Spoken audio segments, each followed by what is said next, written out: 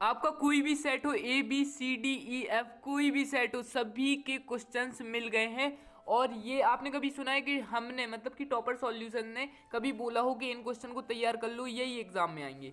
लेकिन जब से इंग्लिश का पेपर और केमिस्ट्री के पेपर के वही सेट फंस गए हैं, तो अब मुझे लग रहा है मेरे पास अभी जितने भी सेट हैं वो सभी रियल है। ओके, तो आप लोग देखो, सबसे पहले आपको यही क्वेश्चन करा देते हैं। आप लोग देख रहे होगे यूट्यूब पर वीडियोस तो अपलोड हो रही हैं पेपर की, लेकिन वो लोग आंसर नहीं देते हैं। तो आंसर इसलिए गाइस, सबसे इंपॉर्टेंट बात, 8 घंटे की मेहनत है, पूरे 8 घंटे की। और जब से लगातार लिख रहा हूँ बहुत ज़्यादा मेहनत लगी, तो प्लीज़ एक लाइक कर देना और एक कमेंट, प्यारा सा कमेंट कर देना। और जिन्होंने सबसे अच्छी कमेंट की उनका नाम AMRP डिजिटल पेश करते हैं grow girl scholarship programme.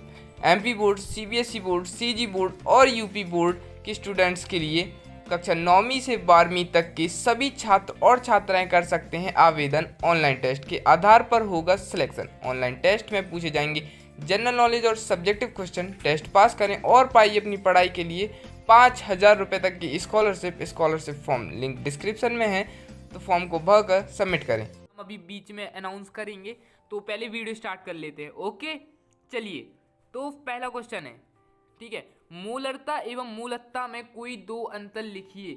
Right any two difference between molarity and molarity. तो इसका आंसर है मोलरता 1 लीटर विलयन में किसी पदार्थ के विलेय में मोलों की संख्या मूलरता कहलाती है। मूलतता और फिर मूलतता क्या होती है? मूलतता विलायक की मात्रा से संबंधित होती है।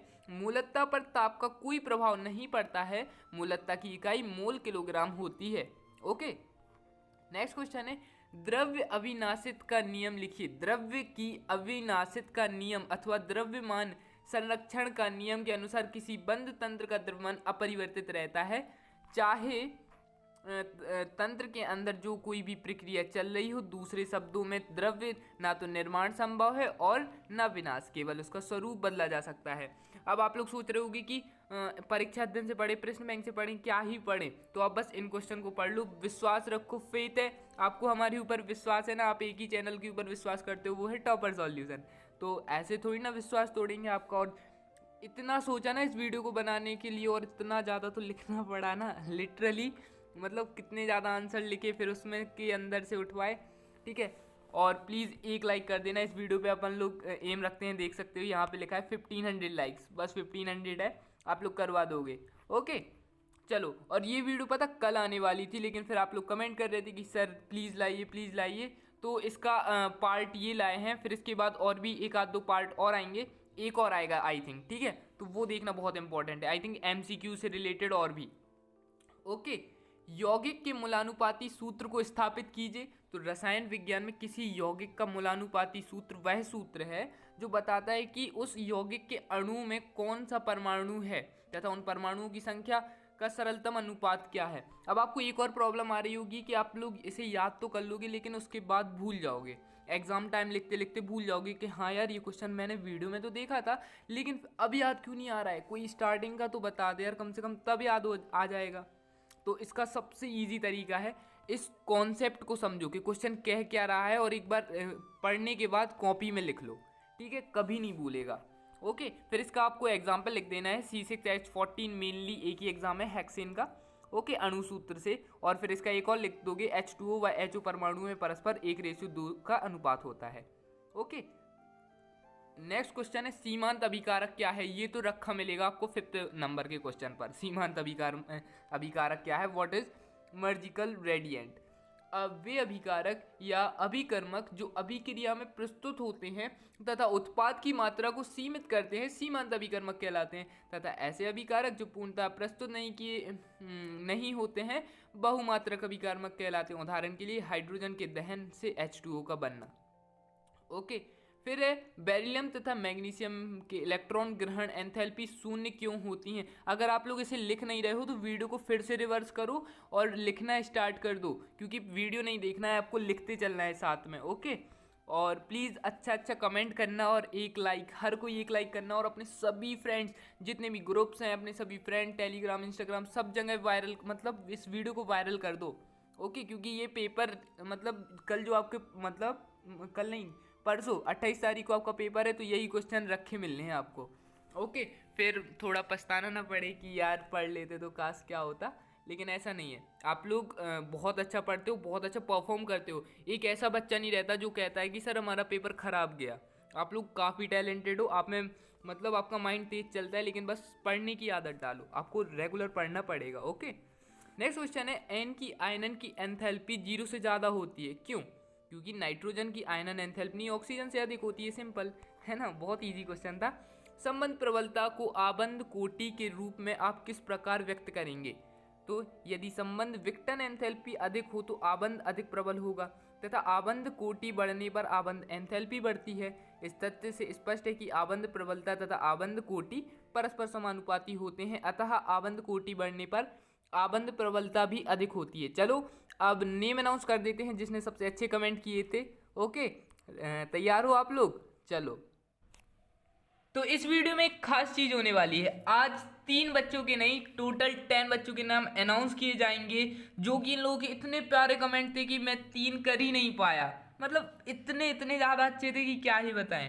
ठीक है, फर्स्ट नेम है आयुष कटेरा, सेकंड नेम है मिस्टर वीर गुर्जर, थर्ड नेम है मुस्कान साहू, फोर्थ नेम है A to Z study king master, fifth name है अनमोल एक्सप्रेस, सिक्स नेम है SK सॉन्ग, सेवेंथ नेम है अनामिका पार्थती, एट्थ नेम है प्रभात गेमिंग एंड नाइन्थ नेम है हर्ष 75 एंड लास्ट 10th नेम है Ajay Kumar study centre. तो many many congratulation for them.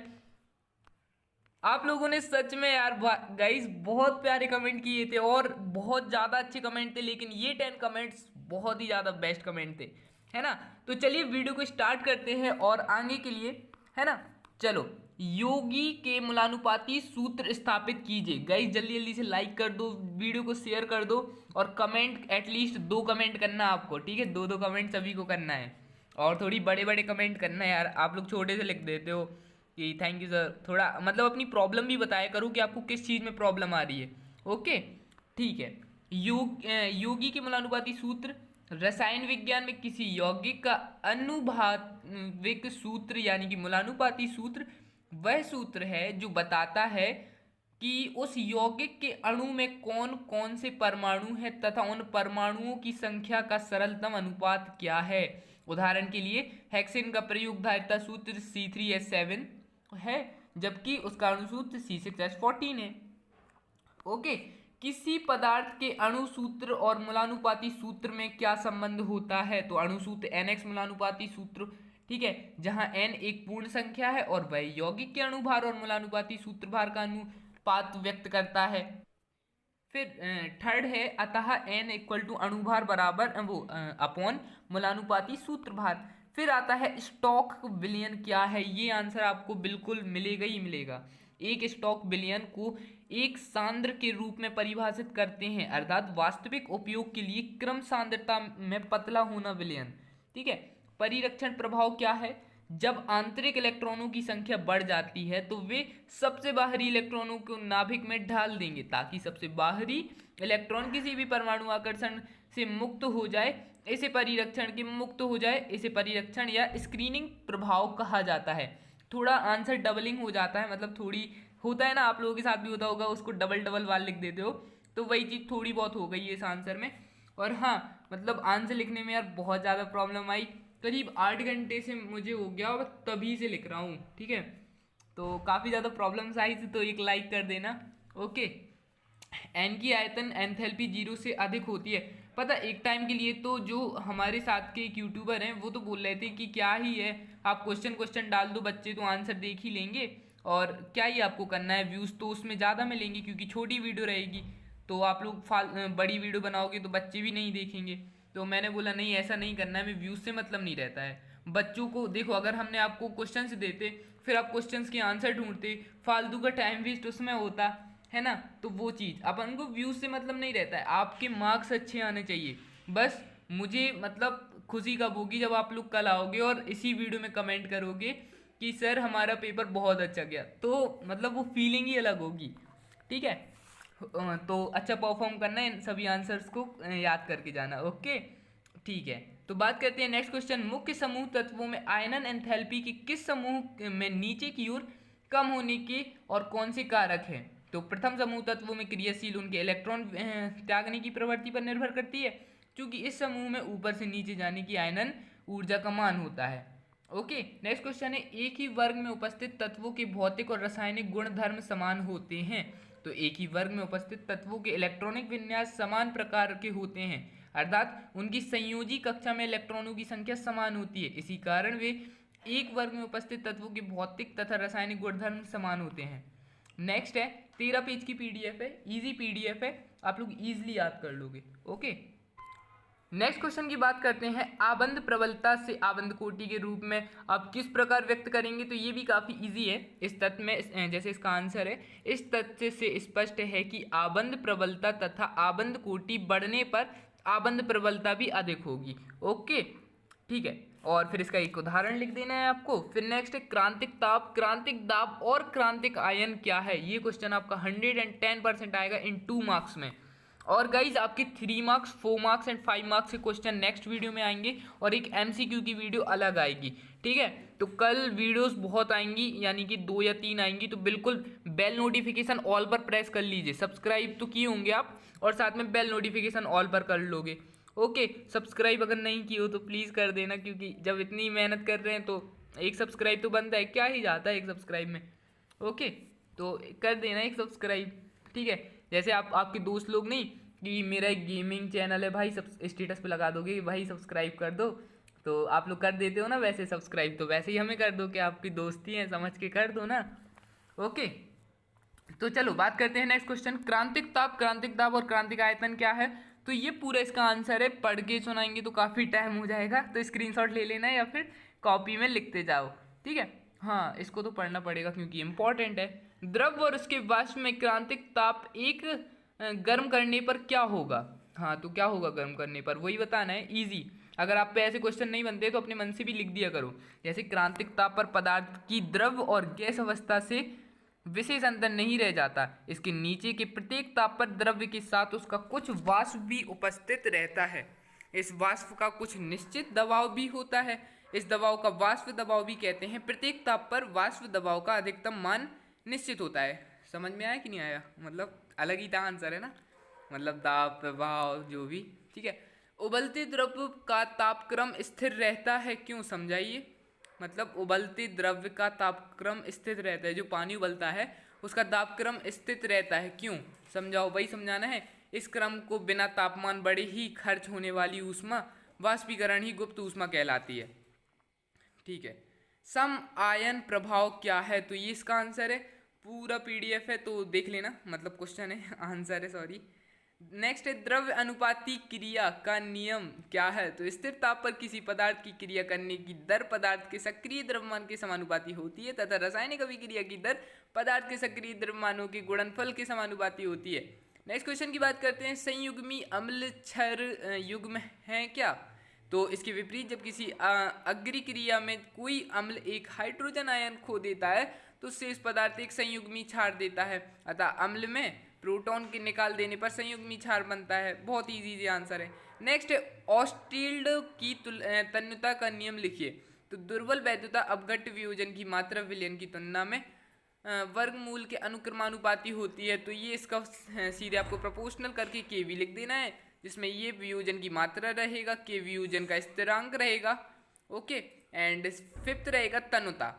फिर next है Charles का नियम लिखिए, जो कि बहुत बहुत बहुत ज़्यादा इंपॉर्टेंट है। या इंपॉर्टेंट मैं क्यों बोल रहा हूँ, जब ये कल आने ही हैं, ठीक है, सॉरी परसों, मतलब ये क्वेश्चंस आने हैं, चाहे कुछ भी हो जाए, आप लोग इसे समझो कि सर फेक बता रहे हैं, लेकिन हाँ आपको फेक लग रहा है तो फेक समझ के याद कर लेना। एक मतलब हल्का सा विश्वास कर लो कि जैसे अगर आप लोग नए व्यूअर होंगे, जैसे पुराने जो हमारे व्यूअर्स हैं, मतलब जो हमारी 22,000 की फैमिली होने, तो पता ही है कि हम क्या करते हैं। अगर आप लोग नए हो तो एक बार विश्वास कर लो प्लीज़, ठीक है।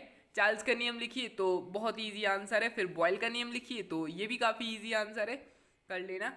एंड फिर नेक्स्ट क्वेश्चन की बात करते हैं, आकार बदलने वाले गुब्बारे ऊंचाई पर जाने पर बड़े होते जाते हैं, क्यों? मतलब जो गुब्बारे रहते हैं हमारे वाले, तो हम तो छोड़ते ही नहीं। जो गैस वाले बैलून रहते हैं हम कहते हैं क्यों छोड़े, उन्हें आसमान में उड़ ही जाना है, तो छोड़ते ही नहीं, ठीक है।